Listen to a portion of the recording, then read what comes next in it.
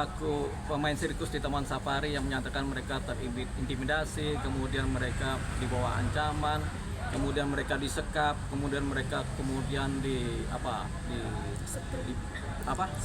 disetrum. Itu adalah tindak pidana semua. Tapi ini tindak pidana ini kan mereka sudah ngadu. Kita belum tahu ngadunya kemana, tapi yang jelas sebaiknya mereka segera membuat laporan polisi. Kalau hanya pengaduan saja, kemudian cuman ribut-ribut di medsos juga nggak dapat kan. Mereka harus membuat pengaduan polisi terhadap apa yang mereka rasakan. Intimidasi, ancaman, kekerasan, kemudian penyekapan, penyetruman, mereka harus laporkan ini ke kepolisian karena ini tindak pidana.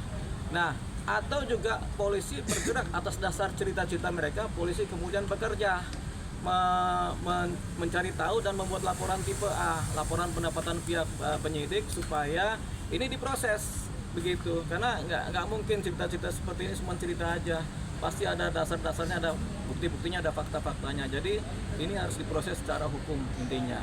Baik para korban melaporkan ke kepolisian dengan LP ataupun pihak kepolisian sendiri melakukan langkah langsung ofensif mengadakan pembuatan laporan tipe A, laporan pendapatan, dan polisi melakukan penyelidikan terhadap hal ini. Jadi dua itu harus dijalankan supaya tercapai proses hukumnya. Bang, kejadiannya kan sangat lama nih Bang, artinya kadaluarsa nggak sih Bang ketika harus melaporkan ke pihak kepolisian sendiri? Ini kan kejadian pasti berjalan terus, nggak mungkin sangat lama, pasti sampai hari ini, sampai kemarin pasti ada.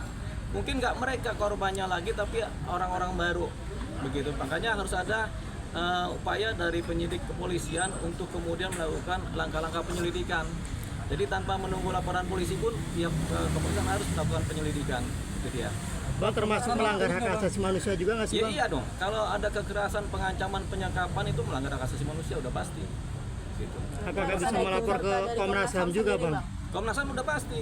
Jadi kan mereka lapornya ke Komnas HAM kalau nggak salah. Yeah. Ya sudah benar itu mereka lakukan. Tinggal Komnas HAM kemudian melakukan penyelidikan. Selain melakukan penyelidikan, Komnas HAM juga memberitahukan ini kepada aparat kepolisian supaya ini ditindaklanjuti. Pasti kejadiannya nggak bisa kadaluarsa karena kan mungkin 10 tahun yang lalu terjadi, 5 tahun yang lalu terjadi, bahkan kemarin baru terjadi kan begitu. Bang, secara undang-undang Komnas HAM bisa mengadili nggak sih Bang, artinya mengeksekusi seperti pihak Komnas HAM kepolisian? hanya bisa memberikan rekomendasi apakah ini termasuk pelanggaran HAM apa tidak. Jadi itu langkah yang akan dikerjakan oleh Komnas HAM setelah mendapatkan data.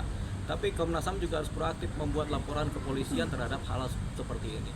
Kalau ada temuan-temuan pelanggaran HAM, Komnas HAM juga harus membuat laporan kepolisian. Selain polisi melakukan penyelidikan.